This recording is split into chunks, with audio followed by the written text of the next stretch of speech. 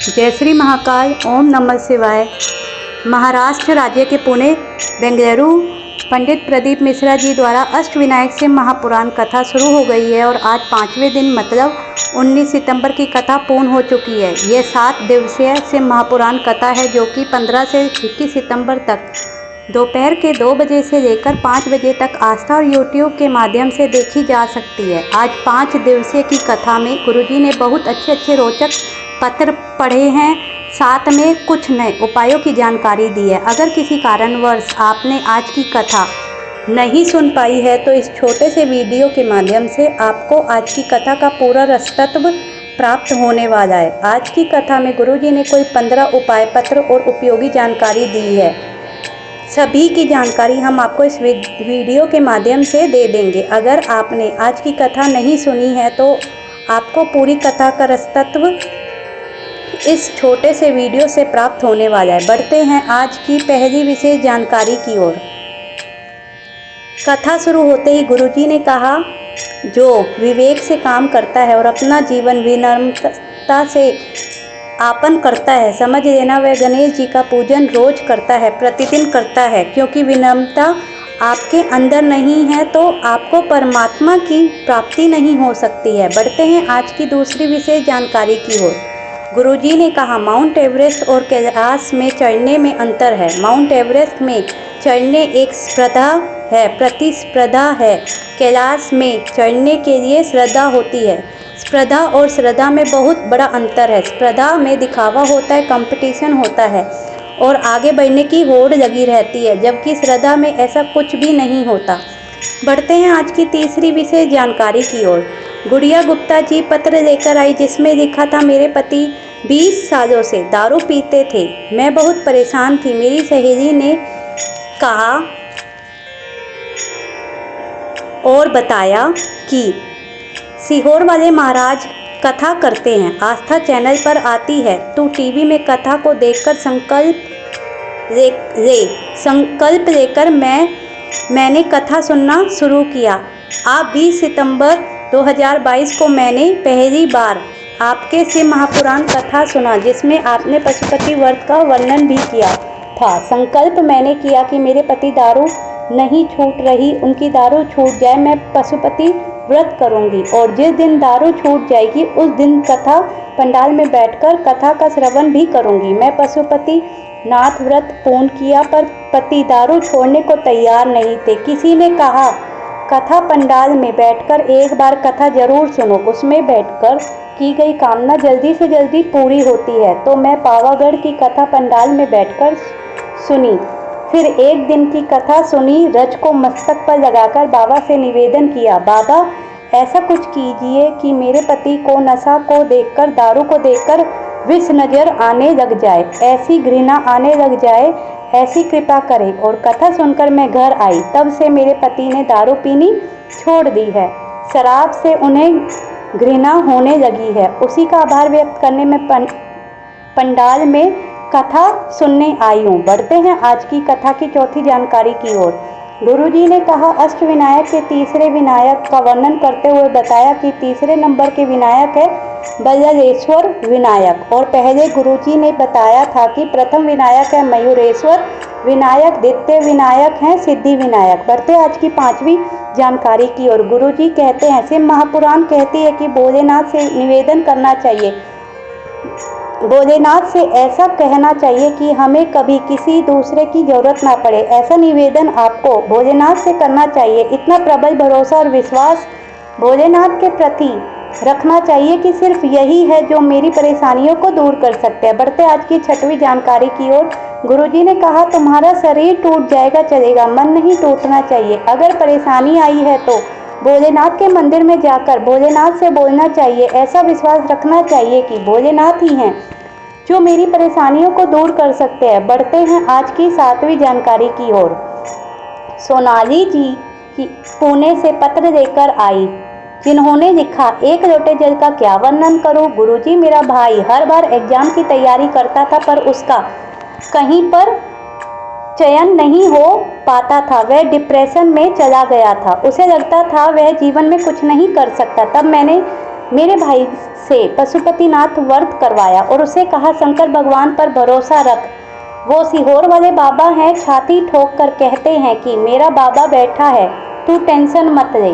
तो तू क्यों टेंशन लेकर बैठा है? पशुपतिनाथ व्रत कर, बाबा पर विश्वास रख। और भाई ने भी पशुपतिनाथ व्रत किया और जैसे जैसे उसके सोमवार आगे बढ़ते गए वैसे वैसे उसका विल पावर भी आगे बढ़ता चला गया। उसने पढ़ाई पर ध्यान दिया, बाबा की कृपा हुई और उसकी नौकरी विशाल मलमत्ते रेलवे में नौकरी लग गई। उसी का आभार व्यक्त करने में पंडाल में कथा सुनने आई हूँ। बढ़ते हैं आज की 8वीं विशेष जानकारी की ओर। गुरुजी ने बताया, शिव को दिया कभी भी नहीं घटता, संत को दिया, सन्यासी को दिया, कभी भी नहीं घटता, बहन बेटी को दिया और गौ माता को दिया, कभी नहीं घटता। बढ़ते हैं आज की नवी जानकारी की ओर। गुरुजी ने कहा, जो बंधन से मुक्त होना चाहता है, जिनको बंधन लगा हुआ है और उसे बंधन से मुक्ति प्राप्त करना है, तो उसे बल्लालेश्वर विनायक के दर्शन करना चाहिए। बढ़ते हैं आज की 10वीं जानकारी की ओर। गुरुजी ने कहा, चौथे नंबर के विनायक हैं वरक विनायक, जो दिन रात आपका द्वार खोलकर वरदान देते हैं। बढ़ते आज की 11वीं विशेष जानकारी की ओर। कंचन विजय चौहान जी जो कि पत्र लेकर आई, जिसमें उन्होंने लिखा, गुरुदेव, मैं लोगों के बहकावे में आने के कारण सनातन धर्म छोड़ दिया था और मैं क्रिश्चियन धर्म में चली गई, पर गजब की है आपकी शिव महापुराण कथा, मुझे क्रिश्चियन धर्म से वापस सनातन धर्म में ले आई है। मेरी बेटी जो गर्भ में ही थी, गर्भ से ही वह बीमार थी, गले में कटान थी, दिल में 7 mm का छेद था, जुबान भी मोटी थी। डॉक्टर ने उसे हटाने को कह दिया था और यह भी कह दिया था कि 7 वर्ष से ज़्यादा यह बालक या बालिका जीवित नहीं रह पाएगी या पाएगा। मेरी माँ ने कहा जब बच्चा गर्भ में था कि शंकर पर विश्वास रखो, वह सब सही कर देगा। तब से मैं शिव महापुराण कथा सुनना शुरू किया। मैंने बच्चे को जन्म दिया और जैसे ही बच्चे ने जन्म लिया तो वह सभी समस्याएं थी जो डॉक्टर ने बताया था। गले में गठान थी, हृदय में छेद था और जुबान भी मोटी थी। मैं और मेरी बेटी क्रिश्चियन धर्म में जाने के बाद भी आपकी शिव महापुराण कथा सुनना शुरू किया। डॉक्टर ने ऑपरेशन की कह दिया था कि 3 ऑपरेशन होंगे। हमने कहा ठीक है, ऑपरेशन की तैयारी कीजिए। ऑपरेशन की तैयारी चलती रही और हम शिव मंदिर जाते रहे। शिवलिंग पर जल चढ़ाकर जल प्राप्त करके बेटी को लगाना शुरू किया। बाबा का क्या गुणगान करूं। जब ऑपरेशन के लिए गए तो डॉक्टर ने कहा कि इसका छेद भरने लगा है, अब इसे हृदय के ऑपरेशन की आवश्यकता नहीं है, सिर्फ जुबान का ऑपरेशन हुआ। उसके बाद डॉक्टर ने कहा कि बाकी 2 ऑपरेशन की जरूरत नहीं है क्योंकि गले की गठान भी गल गई है। उसी का आभार व्यक्त करने में कथा पंडाल में आई हूँ। बढ़ते हैं आज की 12वीं विशेष जानकारी की ओर। मनीष जी पत्र लेकर आए जिसमें उन्होंने लिखा, मेरे बेटे को अचानक एक बहुत बड़ा रोग हो गया जिसके कारण शरीर की सारी नसें चौक होने लगी, जिसके कारण वह चल भी नहीं पाता था। डॉक्टर ने कह दिया था कि इस बीमारी का कोई भी इलाज नहीं है, धीरे धीरे ये पूरा बेकार हो जाएगा और आईसीयू में जाकर 6 दिन हो गए थे। उसकी हालत और ख़राब पर ख़राब होती चली गई। किसी ने कहा मेरे पास सीहोर कुबेरेश्वर धाम का रुद्राक्ष है, आप उस रुद्राक्ष को रात में पानी में गलाकर शिवलिंग पर चढ़ाकर जल प्राप्त करके उसे बेटे को देना शुरू करें। मैंने ऐसा ही करना शुरू किया। 1 महीने तक मैं वह बेटे को पिलाई और उसके शरीर में भी लगा देती। बाबा का क्या वर्णन करूं, जहां डॉक्टर ने हाथ खड़े कर दिए थे वहीं मेरा बेटा चलकर इस शिव महापुराण कथा में आया है। उसी का आभार व्यक्त करने में कथा पंडाल में आई हूँ। बढ़ते हैं आज की 13वीं जानकारी की ओर। 1 से 5 अक्टूबर तक देव पितृ शिव महापुराण कोटा में होने वाली है। इस कथा का एड्रेस है दशहरा मैदान कोटा। इस 5 दिवसीय शिव महापुराण कथा का आनंद आस्था या यूट्यूब के माध्यम से प्राप्त कर सकेंगे। बढ़ते हैं आज की 4थी जानकारी की ओर। अगर आपने आज की कथा सुनी है, देखी है, तो जो बालक की नसें चौक होने की वजह से चल भी नहीं पाता था, छोटा सा बालक था। पंडाल में व्यासपीठ के पास बुलाया और वह पैदल चलते हुए व्यासपीठ तक आया। ऐसा गुरुजी ने कहा। वह बालक पैदल व्यासपीठ तक चलकर आया। गुरुजी ने शिव महापुराण का आशीर्वाद प्रदान किया। इसके बाद जाते समय भी गुरुजी ने उसे चलकर जाने को कहा। उस बच्चे को चलकर जाते समय हजारों लोगों के आंखों में आंसू आने लगे और सभी के हृदय में शिव के प्रति विश्वास प्रबल था। उस बच्चे को देखकर अगर आपको भी आनंद की प्राप्ति हुई है तो आप अपनी प्रतिक्रिया अभी हमें कमेंट बॉक्स के माध्यम से शेयर कर सकते हैं।